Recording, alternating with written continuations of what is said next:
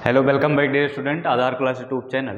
प्यारे बच्चों, आज का टॉपिक जो है वो है equation of tangent to the circle, जो कि बहुत ही इंपॉर्टेंट है क्लास 11 के लिए। कोनिक सेक्शन का बहुत ही इंपॉर्टेंट पोर्शन है ये, क्योंकि अगर आपने इक्वेशन ऑफ टेंजेंट सर्कल पे लिखना सीख लिया तो आप हर एक कर्व पे लिखना सीख जाओगे, चाहे वो पैराबोला हो, हाइपरबोला हो या फिर इलिप्स हो। तो आइए स्टार्ट करते हैं भाई, equation of tangent to the circle.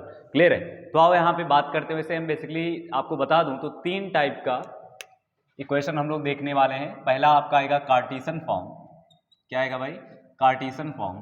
फिर आपका आएगा पैरामेट्रिक फॉर्म, और फिर आएगा कौन सा फॉर्म भाई? Slope form. क्लियर है? तो पहला हम लोग बात करने वाले कौन से फॉर्म का? कार्टीशन फॉर्म का। अब ध्यान समझेंगे प्यारे बच्चों, यहाँ पे आपको बता दूं तो equation of tangent to the circle, equation of tangent to the circle, अगर किसी x1 y1 पे आपको टेंजेंट की इक्वेशन लिखनी है, कोई पॉइंट P है x1 y1 जो इस कर्व पे लाई कर रहा है प्यारे बच्चों, ठीक है, और उस पर आपको क्या लिखनी है? टेंजेंट की इक्वेशन। सर्कल की इक्वेशन प्यारे बच्चों आपको गिवन है x square plus y square equal to are square. इस पे आपको क्या लिखना है? Equation of tangent at point P।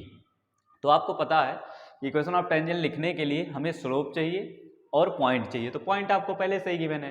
अब रही बात सर स्लोप की, तो स्लोप प्यारे बच्चों आपको निकालने का एक बेहतर तरीका बताता हूं। यहाँ पे देखो, अगर इस पॉइंट पे आपको dy बाई डी एक्स पता चल जाए, y डैश पता चल जाए इस पॉइंट पे, तो क्या स्लोप ऑफ टेंजेंट निकाल दोगे? बिल्कुल सर निकाल देंगे। तो आओ इस कर्व का dy बाई डी एक्स निकाल लेते हैं। क्लियर है? तो dy बाई डी एक्स कितना आएगा प्यारे बच्चों बताएं? 2x plus 2y into dy by d x is equal to 0। यहाँ से थोड़ा सा सॉल्व करोगे तो प्यारे बच्चों dy बाई डी एक्स की वैल्यू कितनी आ जाएगी? Minus 2x divide by 2y। तो 2 से 2 कैंसिल हो जाएगा, और अगर आप यहाँ पे पॉइंट x1 y1 पुट कर देते हो तो dy बाई डी एक्स की वैल्यू ये आ जाएगी आपकी एट दैट पॉइंट। तो इसका मतलब स्लोप आपको मिल चुका है। अगर स्लोप आपको मिल चुका है तो आपको ये निकालना है इक्वेशन ऑफ टेंजेंट। तो प्यारे बच्चों पॉइंट पता है, स्लोप पता है, इक्वेशन ऑफ टेंजेंट निकालना बहुत ही आसान है। क्लियर? आप जानते हो कि अगर पॉइंट पता है, स्लोप पता है, तो इक्वेशन ऑफ टेंजेंट कैसे लिखेंगे? y minus y1 is equal to m कितना है? Minus x by x1 by y1 into x minus x1। थोड़ा सा सॉल्व कर लें इसको, तो y1 को इधर ले आए तो y minus y one square is equal to minus of x1 into x plus of x1 square. Clear है? तो पहले बच्चों इसको इधर ले चलते हैं और y1 स्क्वायर को एक तरफ ले चलते हैं। तो यहां से जब आप लिखोगे तो आएगा क्या? x1 plus of y1 is equal to x1 square plus y1 square. और आप जानते हो कि x1 square plus y1 square अगर इस पॉइंट में पुट करें इस कर्व में, तो x1 square plus y1 square की वैल्यू कितनी आएगी? R square. तो यहाँ पे जैसे ही आप आर स्क्वायर से रिप्लेस करते हो तो आपको इक्वेशन ऑफ टेंजेंट यहाँ पे आपके सामने मिलेगी कि sir x1 plus y1 equal to are square. तो बहुत ही इंपॉर्टेंट है ये, और रात को 12 बजे भी आपको याद होना चाहिए कि equation of tangent in Cartesian form to the circle from any point. Clear है? क्या होगा? x1 plus y1 equal to are square. लेकिन यहाँ पे ध्यान देंगे कि x1 y1 उस कर्व पे लाई कर रहा है, ठीक है। तो ये रहा आपका कार्टेशियन फॉर्म। फिर बच्चों एक तरीका मैं आपको और यहाँ पे सिखाऊंगा जो कि बहुत ही इंपॉर्टेंट है, वो हर एक कर्व के लिए वैलिड है, चाहे जो कर्व हो, चाहे पैराबोला हो, हाइपरबोला हो, इलिप्स हो या फिर सर्कल हो। क्लियर है? लेकिन उसमें एक लिमिटेशन है। लिमिटेशन ये है प्यारे बच्चों कि वो पॉइंट उस कर्व पे लाई करना चाहिए। जो तरीका एक और मैं आपको बताने वाला हूँ, ध्यान समझेंगे भाई। इसको इरेज कर दें भाई, चलो नोट कर लेंगे स्क्रीन पॉज करके, और आओ थोड़ा सा आगे बढ़ते हैं हम लोग। एक तरीका और आपको मैं सिखाता हूँ इक्वेशन ऑफ टेंजेंट लिखने का, लेकिन वहां पे लिमिटेशन है प्यारे बच्चों कि वो जो पॉइंट है उस कर्व पे लाई करना चाहिए। क्लियर है? तो अभी भी अगर हम लोग यहाँ पे इक्वेशन ऑफ टेंजेंट निकालें तो ये पॉइंट उस कर्व पे लाई कर रहा है, तो ये अपने को गिवन है। तो प्यारे बच्चों ये तरीका होता है t इक्वल टू 0। क्या होता है? बहुत ही इंपॉर्टेंट है, हर कर्व के लिए वैलिड है t equal to 0। t equal to 0 प्यारे बच्चों टेंजेंट की इक्वेशन लिखने का एक तरीका, अगर वो पॉइंट उस कर्व पे लाई कर रहा है, ठीक है, तो उसमें करते कैसे हैं भाई? एक्स स्क्वायर अगर आपको कहीं दिखेगा तो उसे x1 से रिप्लेस कर देंगे, वाई स्क्वायर को y1 से रिप्लेस कर देंगे, x को रिप्लेस करेंगे x प्लस x1 बाई 2 से, और y को रिप्लेस करेंगे y प्लस y1 बाई 2 से। बाकी किसी को नहीं छेड़ेंगे, किसी को और नहीं छेड़ेंगे, बस x स्क्वायर को रिप्लेस करेंगे x1 से, y स्क्वायर को रिप्लेस करेंगे y1 से। अगर कहीं x दिख रहा होगा तो इससे रिप्लेस करेंगे, y दिख रहा होगा तो y प्लस y1 बाई 2 से रिप्लेस करेंगे। क्लियर है?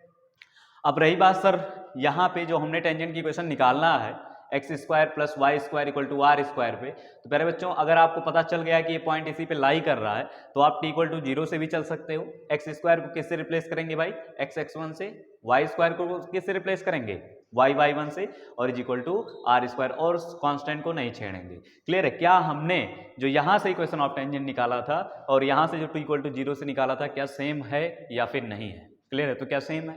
बिल्कुल सर सेम है। तो यहाँ पे चाहे आप स्लोप से चल सको तो उससे चल लो, और मेरे हिसाब से आपको t इक्वल टू 0 से चलना चाहिए, बहुत ही इंपॉर्टेंट है, और आप तुरंत आंसर पा जाते हो। यहाँ पे स्लोप की झंझट ही खत्म हो जाती है। क्लियर है? तो इसको नोट कर लें, और उसके बाद हम लोग बात करने वाले कौन से फॉर्म का? पैरामेट्रिक फॉर्म का। ठीक है, तो नोट कर लें इसको और आगे बढ़ते हैं। हम लोग बात करते हैं equation of tangent in parametric form. आओ ध्यान से। तो प्यारे बच्चों, यहां पे हम लोग बात करने वाले हैं equation of tangent in parametric form. Parametric form, प्यारे बच्चों आपको पता है कि सर्कल पे जो पैरामीटर होता है, सर्कल पे जो पैरामीटर होता है वो क्या होता है भाई? अगर सर्कल आपका है x square plus y square equal to are square, क्या होता है पैरामीटर? क्या कोई भी पॉइंट हम मान सकते हैं कि सर जैसे पी पॉइंट माने तो क्या R cos theta comma y R sine theta? Clear है? कोई भी पैरामीटर आप कोई भी पॉइंट मान सकते हो। तो आपको कुछ नहीं करना है, बस जो कार्टेशियन फॉर्म में आपने निकाला है x1 y1 वहां पे था, यहाँ पे क्या पुट कर देना है x1 y1 की जगह पे R cos theta comma R sine theta. तो यहाँ पे क्या आ जाएगा बताओ मुझे? क्या x कॉस थीटा, आर भी आएगा, आर को बाहर लिख सकता हूँ, plus R y sine theta is equal to क्या? आर स्क्वायर आ जाएगा। यहाँ से प्यारे बच्चों आर को अगर आप कॉमन करके डिवाइड करते हो तो x cos theta plus y sine theta is equal to R, बस इतना बचेगा। ये है आपका equation of tangent in parametric form. अब कहोगे सर ये पैरामेट्रिक फॉर्म की जरूरत कब पड़ेगी, कब कार्टेशियन फॉर्म की जरूरत पड़ेगी? तो कार्टेशियन फॉर्म की जरूरत प्यारे बच्चों तब पड़ेगी जब आपको उस पर पॉइंट पता हो। क्लियर है? अगर पैरामीटर पता होगा तो आपको पैरामीटर के फॉर्म में लिखना पड़ेगा। ठीक है? या फिर कभी कभी मैं आपको बता दूं, तो जब हम लोग लोकस निकालते हैं, क्लियर है, टेंजेंट्स का, तो हम हमेशा पैरामेट्रिक फॉर्म से ही चलते हैं। ठीक है? क्योंकि उसमें होता क्या है भाई, एलिमिनेशन बहुत आसान होता है, साइन थीटा कॉस थीटा को एलिमिनेट करना बहुत ही आसान है। क्लियर? अगर आप x1 y1 से चलोगे तो वहां पे एलिमिनेट करना थोड़ा सा मुश्किल हो जाएगा। ठीक है? तो हमेशा कहीं भी अगर लोकस का सवाल आएगा इक्वेशन ऑफ टेंजेंट में, सर्कल में, तो आपको किससे चलना है भाई? पैरामेट्रिक फॉर्म से। क्लियर है? तो अब आगे बढ़ते हैं, बात करते हैं कौन सा? स्लोप फॉर्म का। ठीक है? तो इसको नोट करते चलेंगे ताकि इस पे जो क्वेश्चंस आप बना पाए बहुत ही आसानी से बन जाए।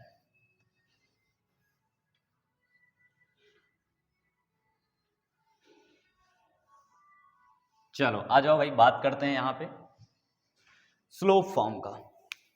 स्लोप फॉर्म देखें प्यारे बच्चों, स्लोप फॉर्म में आपने जस्ट पढ़ा था कंडीशन ऑफ टेंजेंसी।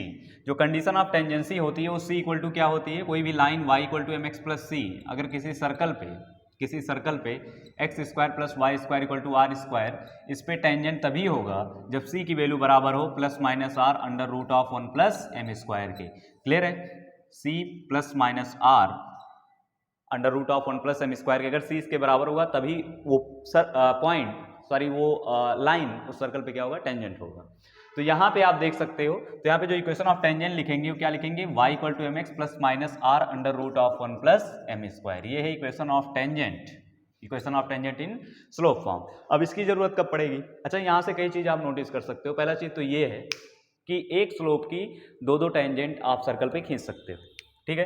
तो हमेशा एक स्लोप की दो टेंजेंट आएंगी प्यारे बच्चों, एक नीचे रहेगा तो एक ऊपर रहेगा, एक इधर रहेगा तो एक इधर रहेगा। एक स्लोप की सर्कल पे दो टेंजेंट्स होती हैं क्योंकि सिमेट्रिक होता है ग्राफ। क्लियर है?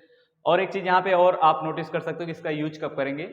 जब किसी बाहरी पॉइंट से आपको टेंजेंट की इक्वेशन लिखना होगा। क्लियर है? तो हम स्लोप फॉर्म में लिख लेते हैं और उसको इससे पास करा देते हैं, इस टेंजेंट की इक्वेशन से। क्लियर है? तो m में क्वाड्रेटिक बनती है, m की वैल्यू आ जाती है, और m की वैल्यू आ गई तो तुरंत ही आप क्या लिख दोगे? Equation of tangent. प्यारे बच्चों एक बार इक्वेशन ऑफ टेंजेंट जरूर रिवाइज कर लें। पहला कौन सा फॉर्म हमने सीखा? Cartesian form, x(x1) plus y(y1) equal to are square, उसमें t इक्वल टू 0 से भी हमने निकालना सीखा। सेकंड हमने क्या सीखा भाई? Parametric form. और थर्ड हमने क्या सीखा? Slope form. क्लियर है? जो कि बहुत ही इंपॉर्टेंट है। जय हिंद प्यारे बच्चों।